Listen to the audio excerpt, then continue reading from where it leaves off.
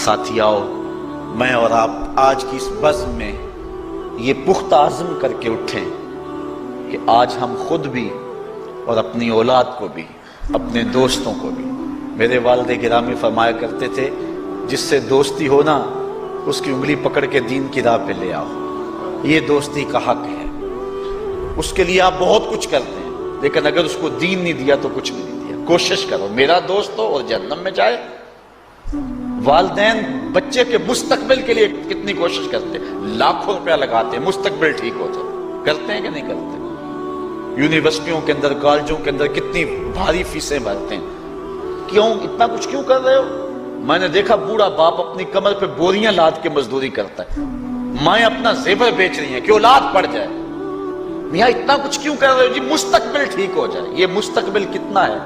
20-25 سال کا، اور جو اصل مستقبل ہے اس کی فکر ہی نہیں کسی کو۔ اصل مستقبل تو وہ ہے، اللہ اکبر، بیرون ملک جائے بیٹا تو ماں کہتی ہے بس دعا کرو کہ میرا بیٹا خیریت سے پہنچ جائے۔ بیٹی کی شادی کرتی ہے تو ماں کہتی ہے دعا کرو کہ اپنے گھر میں اس کو چین مل جائے۔ کسی کا انٹرویو ہوتا ہے، لوگ کہتے ہیں جناب دعا کرو کہ اس انٹرویو میں وہ کامیابی سے گزر جائے۔ میں کہتا ہوں جب قبر میں اترتا ہے پھر کسی نے آ کر کبھی نہیں کہا کہ دعا کرو مشکل گھڑی آ گئی ہے خیریت سے گزر جائے۔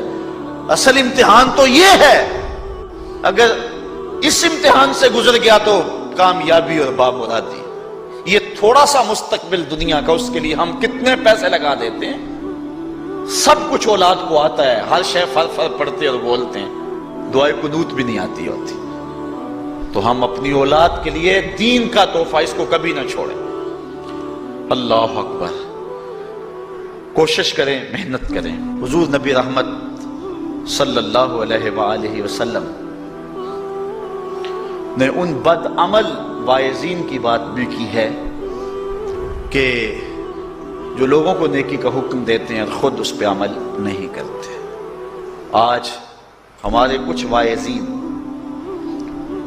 لوگوں کو تو واعظ و تلقین اور نصیحت کرتے ہیں اور خود نماز میں سخت سستی کا ارتکاب کرتے ہیں، اور جس سے قوم کے اندر نماز میں سستی عملاً پیدا ہو جاتی ہے۔ کوئی عرس کی تقریب ہو، کوئی محفل نعت ہو، کوئی جلسہ ہو، کوئی شادی کی تقریب ہو، نماز کے وقت کا پورا خیال رکھا کریں اور اس بات کا لحاظ رکھا کریں۔ بلکہ ہمارے ہاں ایک عجیب سا فیشن ہے اور عجیب سی بات ہے، میں بڑا حیران ہوا کرتا ہوں کہ عشاء کے بعد جب جلسے ہوتے ہیں نا ہمارے مساجد کے اندر، تو مغرب سے اعلان شروع ہو جاتا ہے آج رات فلاں صاحب خطاب فرمائیں گے، اور پھر جب نماز عشاء ہوتی ہے تو ہمارا نقیب محفل کھولتا ہے لاؤڈ سپیکر اور وہ اعلان کرتا ہے حضرات جماعت ہو چکی ہے، اب مسجد میں آ جائیں۔ یعنی یہ نماز کو ہلکا کرنے والی بات ہے۔ ان کو کہا جا رہا ہے کہ بلکہ بعض تو کہہ دیتے ہیں جس کا تمہیں ڈر تھا وہ گزر گئی ہے، اب آ جاؤ۔ کیا لینا ہے جلسے میں آ کر اگر نماز ہی نہیں پڑھنی ہے تو؟ ممبر و محراب کے جو ذمہ دار ہیں ان سے جو ہے وہ عجیب و غریب قسم کی جو ہے وہ حرکات سکنات سرزد ہو رہی ہیں۔ یہ جو جہل نقیبوں کا ایک غول آ گیا نا، یہ بھی ایک بہت بڑی مصیبت ہے۔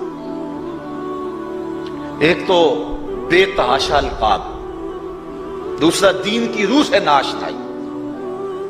وہ کسی نے کہا تھا نا کہ پہلے حضرت غوث پاک ولی بناتے تھے، چور سے کتب بناتے تھے، آج کل ہم بناتے ہیں۔ کہا تم کیسے؟ کہا ہمیں پتا ہوتا ہے یہ چور بیٹھا ہوا ہے، کہتے ہیں غوث زمان اور کتب دوران۔ بے تحاشا اور بے تکا انداز، اور پھر دین کی روح سے یہ ناشنائی کہ باقاعدہ اعلان ہوتا ہے جناب جماعت ہو چکی اب تو آ جاؤ۔ تو کیا کرنا ہے ساری رات جاگ کے اگر عشاء کی نماز ہی نہیں پڑھی تو نماز کو ہلکا کیا گیا ہے۔ اسی طرح جلسہ لمبا ہو رہا ہے اور نماز کا وقت سکڑ رہا ہے۔ ان چیزوں کا التزام کرنا ہے، ہم نے کوشش کرنی ہے۔ اور یہ بھی ایک مصیبت ہے کہ دربار بڑا اونچا ہے اور مسجد کے اندر جانوروں کی بینٹیں پڑی ہوئی ہیں۔ حیثیت تو مسجد کی ہے، دربار کی تو ثانوی حیثیت ہے۔ دربار پہ 3 کروڑ روپیہ لگا ہوا ہے اور مسجد میں چٹائیاں بھی موجود نہیں۔ اپنے بھی خفا مجھ سے ہیں بیگانے بھی ناخوش، کہ زہر حلال کو کبھی کہہ نہ سکا کند، بات وہی کہتا ہوں سمجھتا ہوں جسے حق، میں ابلہ مسجد ہوں نہ تہذیب کا فرزند۔ بے تحاشا اور بے تکا انداز، اور پھر دین کی روح سے یہ ناشنائی کہ باقاعدہ اعلان ہوتا ہے جناب جماعت ہو چکی اب تو آ جاؤ. تو کیا کرنا ہے ساری رات جاگ کے اگر عشاء کی نماز ہی نہیں پڑھی تو نماز کو ہلکا کیا گیا ہے.